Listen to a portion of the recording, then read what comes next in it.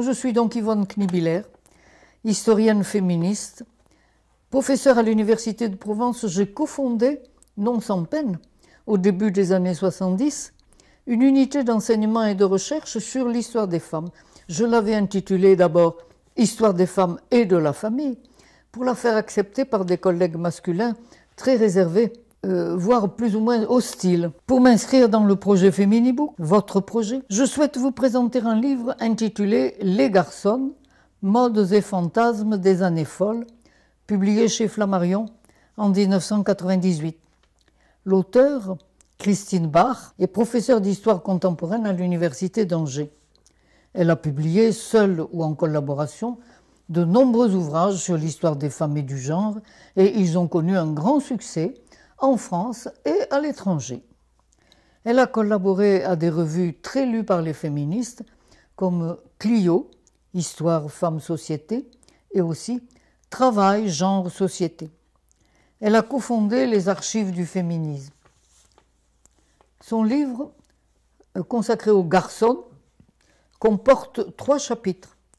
Le premier intitulé « Une mode sous le signe de l'ambivalence », il reconstitue le contexte des années folles et précise l'image de la femme moderne durant les années 20. La Première Guerre mondiale avait bouleversé les rapports sociaux entre les deux sexes. Pour remplacer les hommes mobilisés, les femmes avaient été obligées de sortir de leur foyer, d'accomplir à la campagne et dans les villes des tâches dont on les croyait incapables. Ce faisant, elles avaient acquis une liberté et une assurance gratifiantes. Elles avaient progressé dans l'estime de soi. Déjà, pour agir plus librement, elles avaient simplifié leurs costumes, renoncé au corset, aux grands chapeaux et raccourci leurs jupes. La mode nouvelle qui s'affiche après-guerre exprime leur désir d'inventer une nouvelle féminité plus libre, non pas du tout l'intention de masculiniser les filles. Le pantalon, la cravate, le monocle ne sont adoptés que par les lesbiennes, qui sont alors peu nombreuses et qui se posent plutôt en exception qu'en modèle. Par contre, la cigarette se diffuse aisément, mais elle est très souvent accompagnée d'un long fume-cigarette qui féminise les gestes. Mais si elle dénude les bras, les jambes et le cou, ce n'est pas pour dénier le féminin, au contraire. D'ailleurs, aussitôt, les bijoutiers ont inventé de longs colliers de perles, d'énormes boucles d'oreilles et des kyrielles de bracelets. La petite robe raccourcie aux genoux affirme l'intention de marcher vite, d'être active. Un signe plus fascinant et plus inquiétant d'émancipation, ce fut assurément la coupe des cheveux, la nuque rasée à la garçonne, dont il est vrai que la chevelure féminine porte aujourd'hui encore une forte charge symbolique. Dans les familles, dans la mienne en particulier, c'est souvent le passage chez le coiffeur qui a déclenché les conflits. Le maquillage aussi pose problème. Le rouge à lèvres, les fards étaient naguère réservés aux filles galantes, les dames comme il faut, entre guillemets, se contentant de poudre de riz. Si toutes les femmes se maquillent, les hommes ne pourront plus, dans la rue, distinguer une honnête femme d'une prostituée. Elles devenaient avocates et médecins, et leur succès professionnel mettait en question la supériorité du sexe fort. La garçonne est une icône, une image. Elle cristallise certaines inquiétudes de l'après-guerre, des inquiétudes sur l'indifférenciation des sexes. Le deuxième chapitre de Christine Bach analyse le scandale provoqué par le roman de Victor Marguerite, intitulé « La garçonne » et publié chez Flammarion en 1922.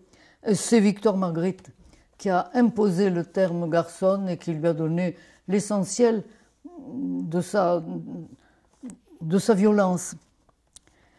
Ce livre a été mis à l'index par le Vatican, condamné par les associations de défense de la morale publique, et aussi par les partis politiques de droite comme de gauche, pour une fois unanimes.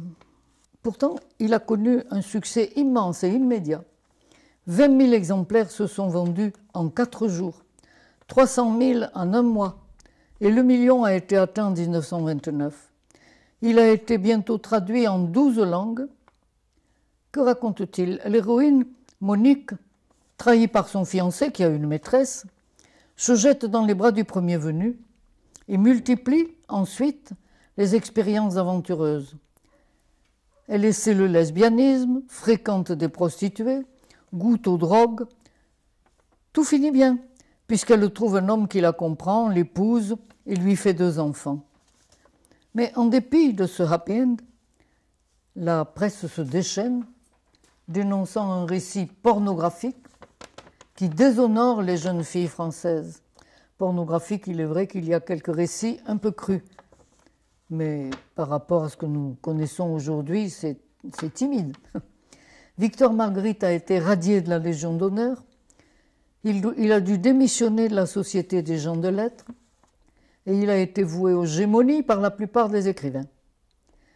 Même les féministes, très choquées par l'image de la femme moderne qu'il proposait, ont pris leur distance. Et pourtant, Victor Marguerite était un suffragiste convaincu.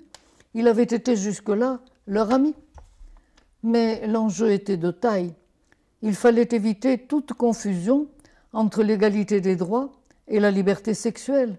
Les féministes ne voulaient pas inquiéter les responsables politiques auxquels elles réclamaient des droits. Les sénateurs, d'ailleurs, refusaient obstinément le droit de suffrage aux femmes, alors même que les députés le leur avaient accordé. La sexualité restait un sujet tabou, pour les femmes encore beaucoup plus que pour les hommes. En tout cas, les féministes refusaient toute virilisation de la femme.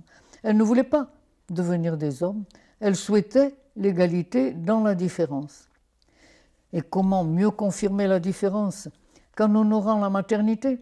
Durant les années 1930, la mère au foyer est remise en honneur et les garçons discrètement s'effacent.